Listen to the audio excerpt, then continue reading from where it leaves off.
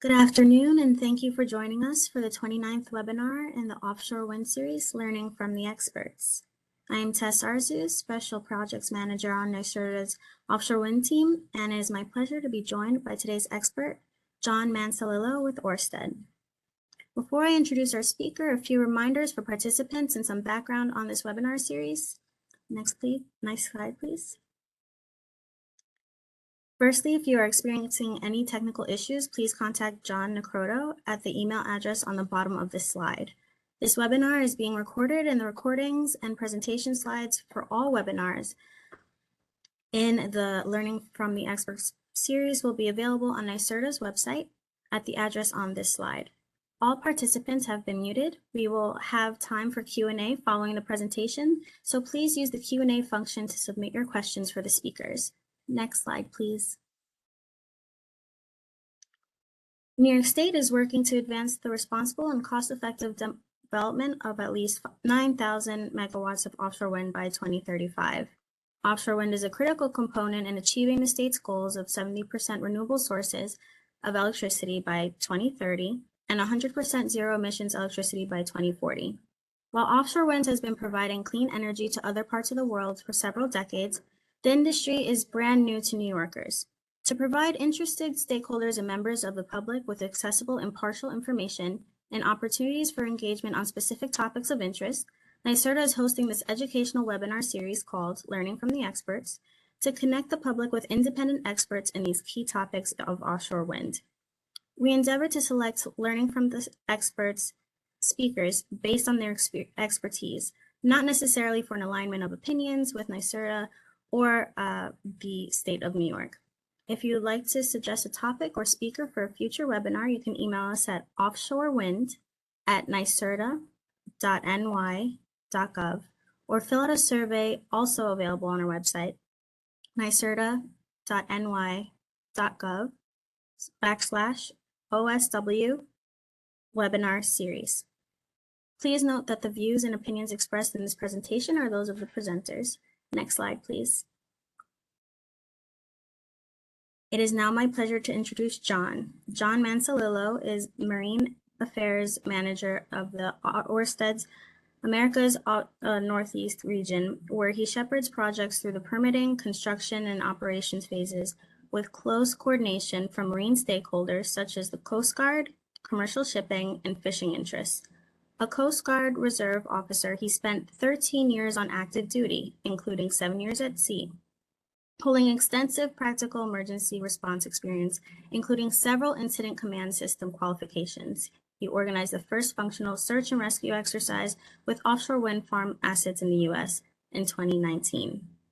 He earned a Master of Arts from the U.S. Naval War College and currently resides in Rhode Island with his family. Thank you, and now I'll hand things over to John.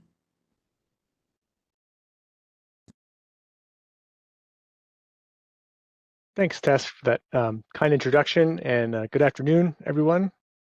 I'm really excited to be here, and I thank NYSERDA for the opportunity to talk, and I thank my boss, Ed LeBlanc, for putting me forward here as an expert.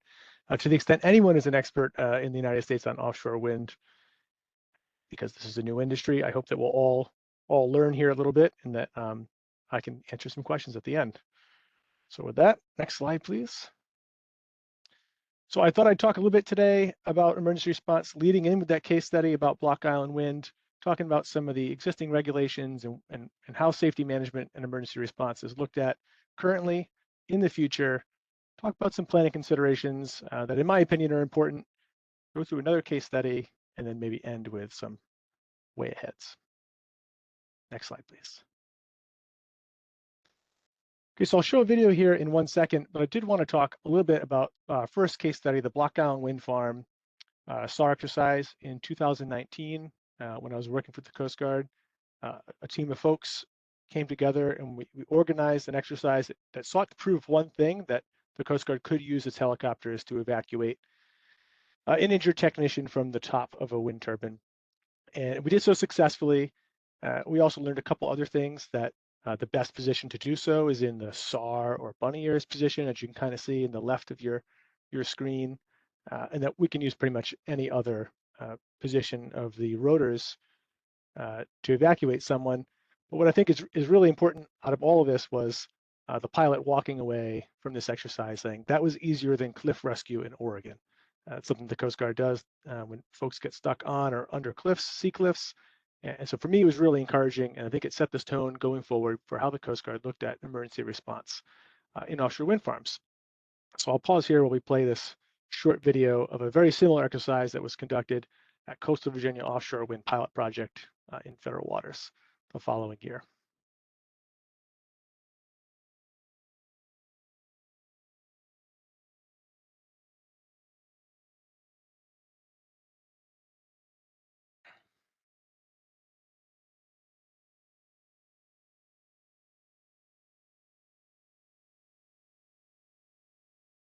So this video is a couple minutes long. I wanted to show just a couple seconds just to put in people's mind what it looks like and what it will look like as we talk about emergency response offshore on a commercial scale offshore wind farm.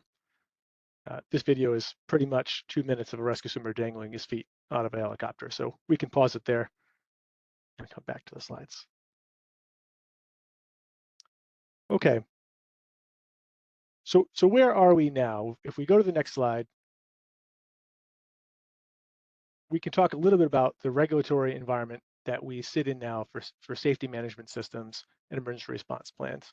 So the current permitted projects are operating under a safety management system requirement that's derived from BOEM's existing authorities out of 30 CFR. And all of those CFR requirements are then written into the construction and operation plans conditions, essentially the permit for the projects. And this is a little clunky. It varies a little bit from project to project as the government has learned what might be required for an emergency response plan or a safety management system. And there's ways to do it better. And so I've highlighted on the right side of the screen the change in BSEE, the Bureau of Safety and Environmental Enforcement's logo. And it went from just an oil rig to an oil rig and some offshore wind turbines. And I think that's really important because BOEM and BSEE recently realigned on a direct to final federal rulemaking process that gave all of the safety management system and emergency response planning authorities for offshore wind to BSEE, just like it does for offshore oil and gas. And that's a great improvement. It places these requirements into the hands of an agency that has safety in its name. There's also some new regulations. If you're really interested in making public comment, you can go and learn how BSEE itself plans to modernize offshore wind safety management and emergency response planning in kind of two ways that I think are important for this discussion. One, encouraging developers to go to a third party accreditor to review their safety management plans. Always great to have an outside party look at your safety management plan. And two, sets up the government to approve safety management plans and emergency response plans well to the left in a developer's time frame. Right now, safety management plans and emergency response plans are being approved as major construction is underway. So for example, cables for a couple of projects is underway. Before that happened, the emergency response plan was approved. What was left unapproved is all the emergency response items that might come later, such as foundations or putting up the nacelles themselves. And so having a finalized and accredited emergency response plan well to the left of bringing vessels out to site is going to make things much more clear for a developer. And I think it's a great improvement. So we'll go next slide, please. Well, I'll talk a little bit about the COP terms and conditions as they exist now. And this slide is two different paragraphs that have roughly the same language from South Fork Wind and Vineyard Wind. And so if we'll go to the next slide, we can talk about what has been considered in an emergency response plan. On those terms and conditions slides, we heard things in a very kind of text-heavy fashion about having the developer should have a command center. They should have procedures for different emergencies. They should have the ability to, say, shut down a wind farm at the request of the government. And as we look to the future, we've got to consider what is in an emergency response plan. If I were to answer this kind of in a couple words to someone, I would say it's every possible emergency scenario that we can think of. And the key player in understanding what emergency scenarios may happen at sea is the Coast Guard. And so all of these emergency response plans usually say at the top somewhere, consult with the Coast Guard in your area about what might be required. So we're looking at routine and non-routine incidences. I talked about shutdown protocols and manning of command centers, drills as required by the Coast Guard.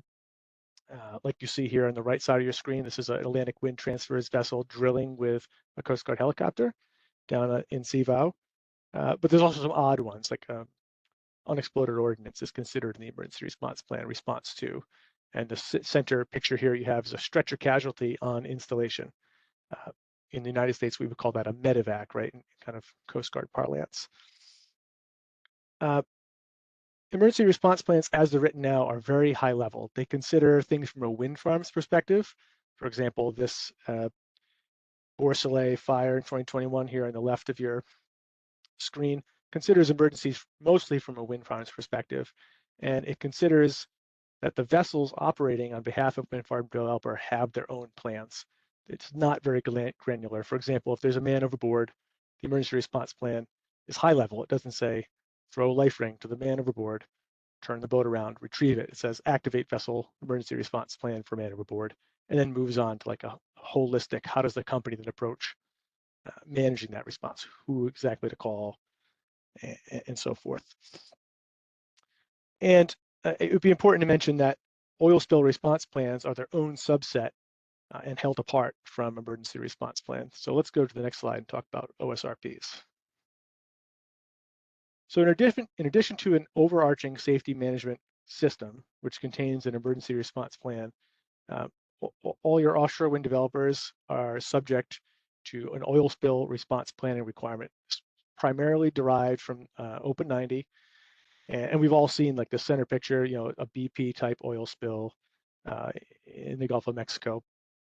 And oil spill response plans are very important, right? Most marine incidents involve some type of pollution potential. And so planning for a worst case scenario, having a contingency plan is very important. And that's what an oil spill response plan is. It's a worst case scenario contingency plan, which investigates all the possibilities that might happen in offshore wind development and operation and maintenance. Of course, we can contrast this oil spill potential very neatly with this left picture, which is the tilted turbine or the collapsed turbine recently in Europe. There's very little oil on board these turbines themselves, and only a little bit more on the offshore substations that serve as kind of transformer stations. So as far as a risk to the marine environment, we're much lower than perhaps in the oil and natural gas industry.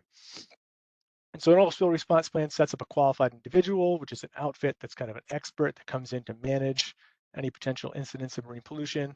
It requires drill scenarios, at kind of like a 1 and 3 year periodicity, where people practice the communications and actually break out their equipment and do a functional and full-scale exercises. It's a really important part of emergency response planning, and I don't want to leave that out. Next slide, please. I think what's really important when we think about emergency response planning is that we've considered emergency response from the lens of a developer, right? We've talked about like what happens when a wind farm is installed or being installed, but there are a lot of other equities and interests at stake here in the United States.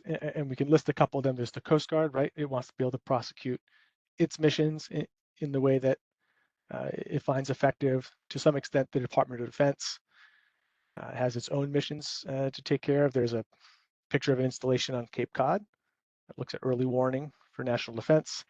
And then, of course, the fishing industry and other commercial shipping industries, they also have an interest of how the water space is going to be used in their own individual emergency response procedures.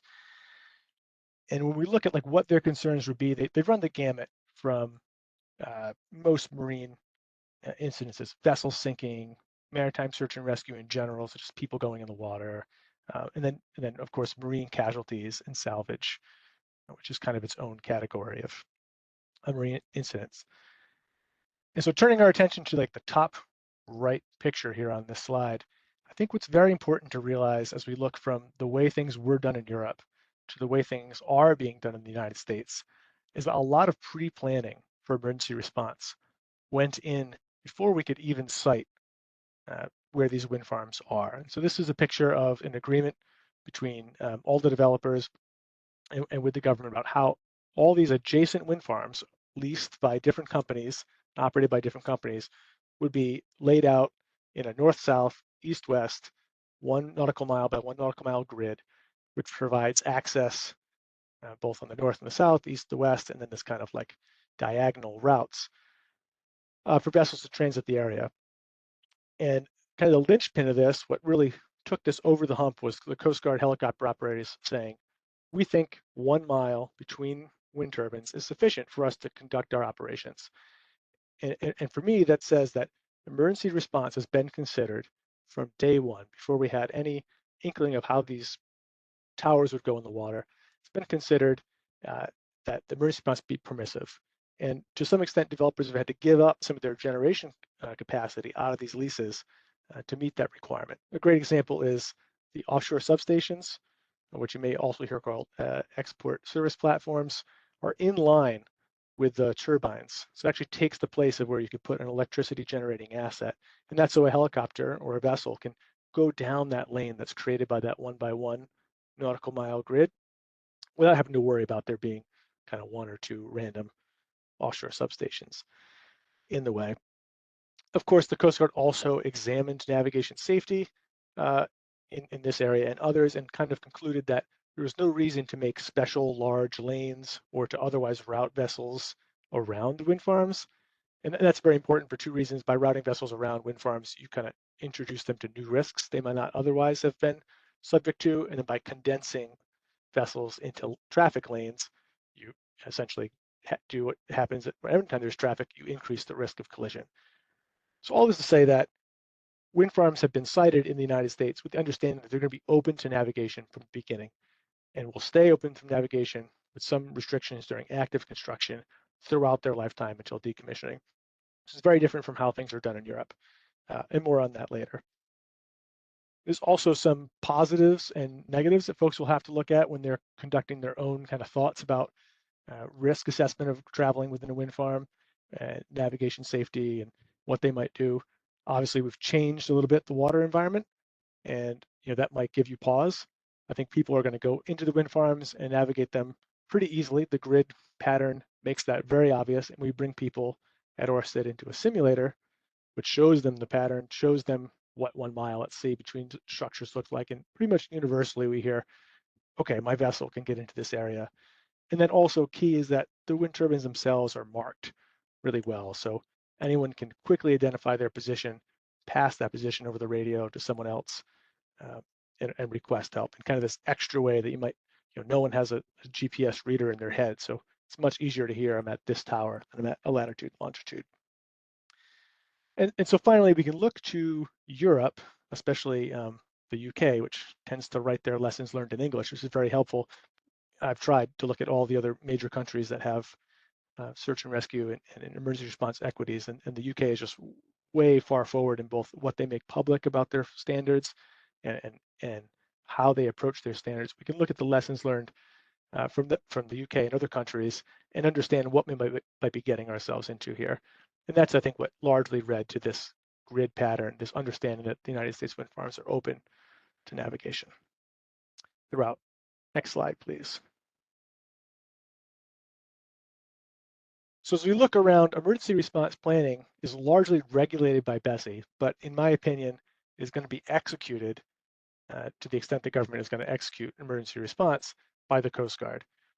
So this is something that I would like to carry forward and make very certain it's clear that the Coast Guard is in some case burdened by this extra new requirement to do emergency response planning for a mission that is not really well prepared for, in the fact that it's new. It's a new industry, right? No one is confused by oil and gas. It's something the Coast Guard's been doing for years and years, but offshore wind is new. So a short anecdote, and not to embarrass the Coast Guard at all, but I'm setting up an emergency response drill for next month with the Coast Guard as required by our permit. And I found out that there was an internal legal review done to see if the Coast Guard was allowed to participate in this drill. And for me, I view that as like a personal failure for not helping the Coast Guard in that region, understanding that this is a requirement from my industry to drill with you and to make sure that I wasn't placing a burden on them. And so that's why folks like myself exist. And I think it's really important that we work together as an industry and across the government and commercial entities to make sure that we're not overtaxing the Coast Guard and that we're right-sizing our emergency response planning. Next slide, please. Okay, so I think when we place wind farms and start planning for emergency, there's going to be some level of adaptation. And so we've talked about some of the pros and cons to emergency response planning adaptations already, but I want to highlight those. One, there's going to be new things in the water where there weren't before. So people are going to adapt to their new navigational routes. They're going to adapt their patterns in their daily lives, and they're also going to adapt to new players in the water. So on the bottom of your screen, the bottom left, you see a service operations vessel that stays, in a wind farm for a couple weeks to a month at a time. You see a crew transfer vessel at the top of your screen. There's a helicopter. These are all vessels that are not currently operating off, the east coast of the United States or the west coast where we've leased some seabed. But when they are operating there, I think they provide a real opportunity. They're going to be full of trained mariners, many of whom have a high level of medical training. And that's going to bring up the safety of the offshore environment much more than it is now, right? They're essentially, if you're in an area where there's just fishing boats, now you have this highly trained and capable mariners who are listening to the radio. They have an AED on board, and the opportunity to provide assistance in a localized area just goes way up. I mentioned use of the labeling to declare on the wind tower to declare distress. That's not like a hypothetical. That actually happened in 2019 where a vessel sank and someone was rescued because they said, I am at this particular position in relation to the Block Island wind farm. I attribute their immediate rescue to that one fact itself. Some offshore wind companies are going to have cell service or Wi-Fi, and all will have VHF radio capabilities in their wind farm. So the ability for the Coast Guard, maybe whose land-based towers are not able to reach a mariner in distress, to pass a message to the nearest wind farm company to say, can you tell a distressed mariner to call on the radio again so we can fix their position, or to fire a flare, there's a helicopter in the area, or mariner information routing backwards the other way. A major improvement to communications offshore. And then I think one of the final points I'd bring up is that when especially the fishing industry comes to work for a company like Ørsted, they're coming to work for a European company with an incredibly high standard for safety, both by virtue of it being European and by virtue of being in this industry for 25 years. When vessels come to work for us, they have to bring themselves up to a higher level of Coast Guard certification and then also meet Ørsted's requirements. And so when they come back and start going fishing again, the mariners on board are trained to a higher standard. They have better safety equipment, and they've been inoculated with a higher awareness of safety than perhaps when they came and started working. And I think that tide lifts all boats as the offshore wind industry kind of comes into a region and brings some of those people along. And so I'll end with this RNLI anecdote here on this slide. Anecdotally, the folks who essentially serve the role of the Coast Guard, small boats in their little orange boats here in the UK, are often disappointed by offshore wind, and that's because they lose a little bit of the glory in going and rescuing people, because a fisherman in the UK that gets into trouble in a wind farm is also often grabbed by a crew transfer vessel and brought kind of back towards shore. So the volunteers who operate these little orange boats don't get to do the part of the really exciting part of their job that they might want to do and get out there with the lights flashing and rescue folks. And while that's certainly disappointing for them, I think it's awesome, and I can't wait until we have that opportunity to help people here in the United States. All right, next slide, please. So how to plan for emergency response going forward. We can look a little bit on this slide to G+'s incident data and kind of think, what's most likely, and that will help us when we go and deal internally with our own safety management systems. But we also need to work with the Coast Guard. So we need to think a little bit more outside the box. Next slide, please. And so emergency planning offshore, and I would categorize this against emergency planning inshore, for offshore wind has two important phases that, as I was thinking through this presentation, I identified. One, on the left side of our screen, we recognize that construction of an offshore wind farm is a much different time than operations and maintenance. There are many vessels, there's other hazards that aren't available than compared to operations and maintenance. Just a frenetic pace of activity, just more exposure to risk. Compared to like the center of our screen, operation and maintenance, the risk is largely confined to folks doing turbine maintenance. They're very highly trained. They can conduct their own evacuations and package themselves up really well. So I think it's important to recognize and to work with the Coast Guard to talk through construction versus operations and maintenance. The big things that I think are important for the Coast Guard is helicopter access, right? We talked about that one-by-one grid. The Coast Guard needs to feel and remain comfortable that they can operate their aircraft within an offshore wind farm. So drilling through how we make sure we meet the MAIL for the Coast Guard in that respect is going to be really important. And that all comes down to the communications, right? Running those communications drills, making sure that we've planned for these eventualities so that we get from one side of an emergency and out the other without any hiccups is going to be really, really important. That's the hard stuff, right? The stuff we've seen before with helicopters and boats and helicopters and wind turbine generators, that's relatively easy to do. It's the hard work of planning and working through communications that I think is real important. Next slide, please. I think it's equally as important to work with our inshore partners because at the end of the day, all emergencies make their way to shore in one way or another. And so working with your local fire departments where we've changed maybe a traffic configuration in a port or added a heliport somewhere and training alongside them to say, hey, if you get a patient packaged from us, be prepared for this level of medical intervention compared to like your average recreational boater's level of first aid. It's really important and shouldn't be neglected. Next slide, please. So in thinking through what we need to do to prepare as we start building, right? We're building right now South Fork Wind and Vineyard Wind 1. How do we now interface with the Coast Guard and make sure that what we're doing is sustainable, that what we're doing is understandable? I identified a few speed bumps or stumbling blocks that I would turn into drill objectives. One, I would say company policy, right? The Coast Guard needs to have a clear understanding of what our company's policy is, or at least a general understanding. A great example is a crew transfer vessel isn't going to leave crew stranded on a turbine that's being maintained. So if the Coast Guard calls and asks for a crew transfer vessel to do something on their behalf, they've got to run up against that. Well, it's out there for a reason, so it's not going to leave people alone on a turbine.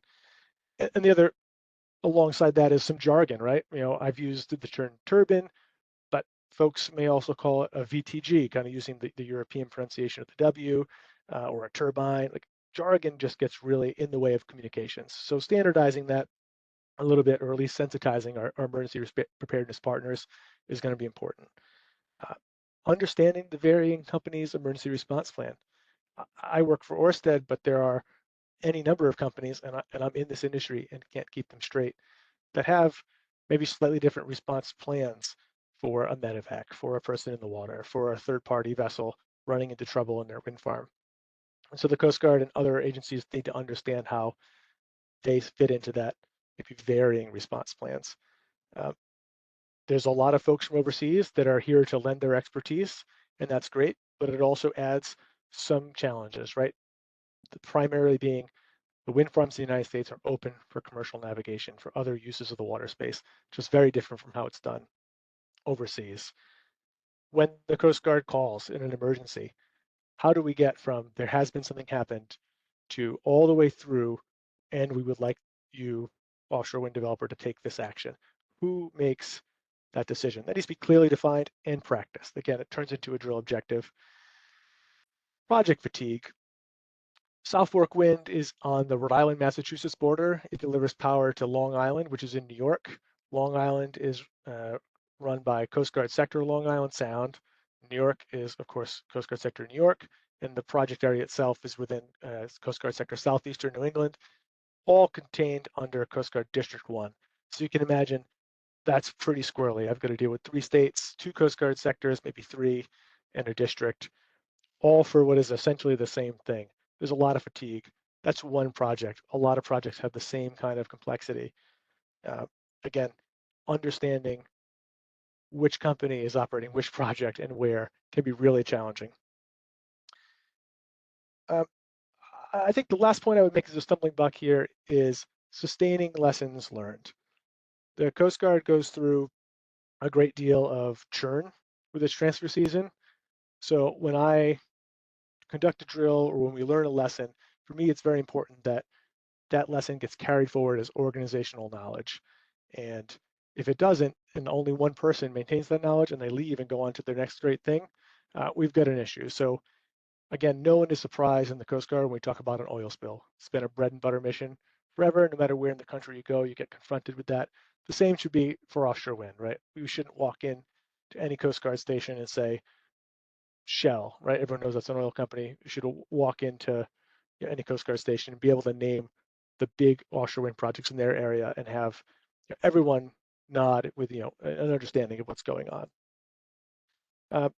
And that comes down kind of very clearly to the company's understanding, developers' understanding of what the Coast Guard can provide, and the developers' understanding of how they need to provide some of their own services. We're very commonly would hear that the inside of a Coast Guard HH-60 helicopter is a lot like the back of an F-150 pickup truck. So if you're expecting that the Coast Guard is going to send you out a flying ambulance, you've really got a cognitive disconnect. So a lot of great drill objectives to move forward from where we are now, just about to construct some wind farms, to maybe where we are in 5 or 10 years, where we all look back at this webinar and say, wow, look how far we've come. All right, let's go on to case study 2 in the next slide. Try to play another video, and then I'll talk a little bit about it, and then we'll have a question and answer period.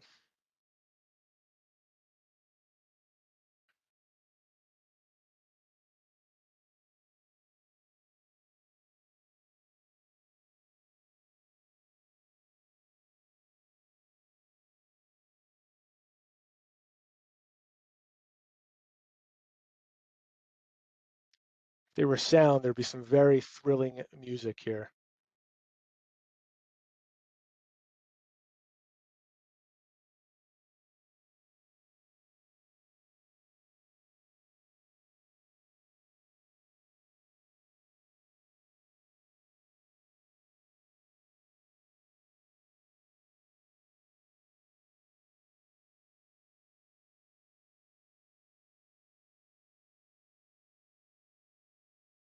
Great.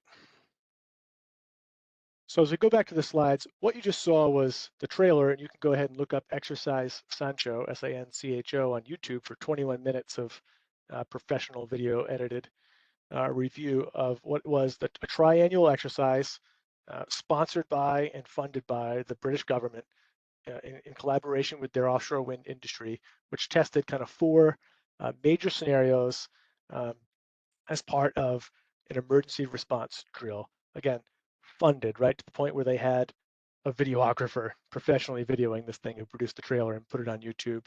And you saw a lot of really interesting things there: helicopters, surface operations vessels, commitment of assets, the use of autonomous technology. If you were listening around this time when we were doing Exercise Sancho, there was a watch party. The G Plus collaborated. We actually went live to the scene via the internet, leveraging technology. And then the United States Coast Guard and others actually went to the United Kingdom and viewed this response in person. Next slide. There were a lot of great lessons learned. I cherry-picked these to support my talking points today. At the top left, you see kind of the integration of autonomous technology and AI into search and rescue. It's great. It's a great part of the future. In the bottom left, one of the observations was the command center, the MRCC, limited their situational awareness by not querying who was in the wind farm to see what they could do about this circumstance. There was a number of circumstances, protesters and folks getting into all sorts of trouble. So we go back to, like, there are folks offshore, and here in the United States, we've got to recognize that and leverage that asset, leverage their availability. you can see later at the top of your screen the good practices. They figured out that the crew transfer vessels were in the wind farm, and they asked and tasked those crew transfer vessels to monitor the situation while the government forces kind of prepared to respond. And that's great. It takes the burden off of the government. And then at the bottom right here, this observation 5, again, looking to on-scene resources to validate a search action plan, even if perhaps the search has nothing to do with an offshore wind company calling up an asset on scene or using the cameras that a wind farm has to say, like, what are the on-scene conditions when I go search? Am I going to encounter fog? Is the sea state what the recent ping off the environmental buoy says, or has it changed? A great opportunity to leverage this kind of new and growing offshore wind infrastructure. All right, next slide. So I'll end before the Q&A with what I think is the way ahead. And I tried to distill this out here as I got the pictures of the areas that have been leased on the east and the west coast. There's going to be an overarching training strategy. And that's from the developer's perspective. We need to think about what capabilities we need to bring to bear and which ones, to avoid those stumbling blocks identified, which ones are really important to make sure that everyone who has emergency response equities is being considered. But it also means when we go back and forth with the government, there's going to be an overarching training strategy for these large scale exercises. You know, we can put together something in the United States like Exercise Sancho, but we've got to drive towards it on like a 3 or a 5 year plan. And we can't have every wind farm company coming to the Coast Guard, for example, and saying, I'm here for my permit required helicopter exercise, because the Coast Guard just doesn't have that many helicopter hours available for training. So we've got to be able to leverage kind of some economies of scale and come to the government with a strategy that is overarching. And that moves right into building capabilities in a learning environment. Bessie is coming to this industry. It's new to the industry. It's bringing its lessons that it has for decades with oil and gas, and it's trying to sort out, what does safety management look like? What does emergency response look like in offshore wind? And so creating drills and keeping that emergency response plan and safety management system active and in learning, where we can demonstrate to the government that not only do we have this strong commitment to safety, but when we learn lessons here in the United States, that we're adapting our plans is going to be really important. And then, John Mansolillo's, personal goal would be to see an offshore SAR, search and rescue, task force construct, similar to the ones that are used in many ports, where when the Coast Guard needs assistance or requires assistance from, industry or firefighters or police, people with assets but disparate rules and regulations and constraints, it understands what those constraints and those limitations and the capabilities are in the area, and it's able to ask for assistance in a concise way. So a great example is there's a helicopter moving back and forth in the wind farm, and something has happened. Maybe the helicopter spots a search and rescue, something kicking off a flare or a fire. To what extent should the Coast Guard ask the helicopter to divert? If it's full of passengers, like maybe not. If it's empty, maybe. Right? And these are things that we need to work out across industry and across government. Similarly, if there's a crew transfer vessel, like I mentioned before, next to a manned tower, to what extent would it be appropriate for the Coast Guard to ask that resource to divert, to aid in search and rescue? I think there's a lot of lessons to be learned from the past and from the other governments that have gone through this over the last 2.5 decades. And what I hope we'll see is the Coast Guard coming together, building its organizational knowledge, perhaps establishing a center of excellence like it does for these other major marine industries. And then again, coming together to come to an agreement on a training strategy and to build capabilities at all levels of the industry and across the emergency response world, so that we can all succeed. And like I said, look back in 10 or 15 years and see how far we've come. With that, thank you very much for having me today and to give some of my brief opinions on this, and I think we're open for questions. Thank you for sharing your expertise with us, John. That about wraps up for the presentation portion, but now we'll move on forward to the Q&A. So we have some questions here. The first, are there any lessons or is there a debrief available following the Block Island and coastal Virginia evacuation drills? Yeah, so the government would maintain those lessons, and they've shared those with the cognizant developers. I think for me, the lessons that I would take away from those what I would call proof of concept drills is that the communications work, right? The processes work. The Coast Guard helicopters can access the sites, and that allows us the real certainty to say we can move forward with emergency response planning, and that's how we all get to having an industry today. Great, thank you, John. In addition to oil spill response planning and OSROs, have there been considerations for requirements or guidelines for a marine salvage contractor? Interesting. I'm not sure I fully understand the question, but so any vessel coming to the United States to do work has to have its own sort of plans to deal with an emergency, and of course your oil spill response plan requires your qualified individual to have resources at its disposal. Other than that, I'm not familiar with any requirements to have a salvage company on retainer. Thank you, John. And if the person asking the question just wants to follow up, you're more than welcome to put that within the chat. Next question here. Is there a minimum distance to stay away from the turbines? No, so there isn't, and there won't be. Of course, you wouldn't want to like tie off to the turbine or otherwise anchor or fix your vessel, right? It's private property, just like any sort of bridge abutment or something.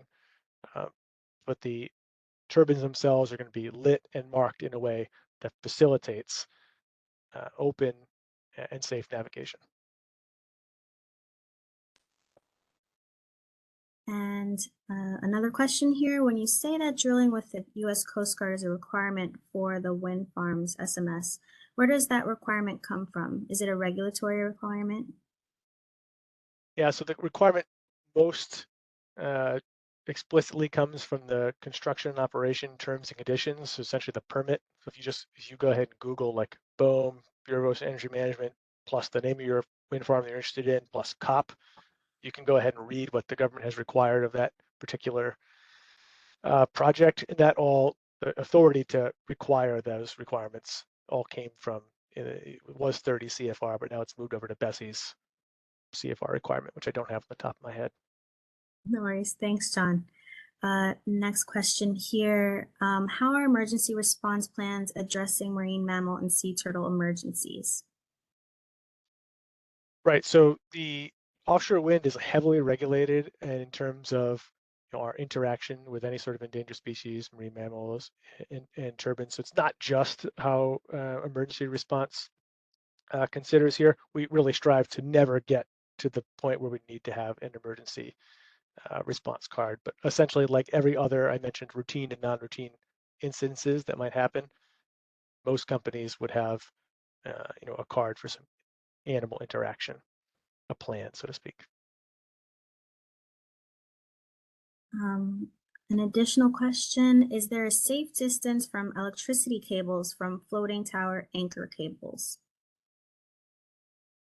There is safe. I There, see it here. Is there a safe distance from electricity cables from floating tower anchor? So we don't know what floating towers are going to look like. And then as far as safe distance, I'm assuming people are saying like, how far do you have to stay from them? Setting aside floating wind, which is, we're unsure what it will look like. All of your buried electric cables can be buried for, South Fork wind, for example, 4 to 6 feet. So you don't have to stay any distance from them. They're underground.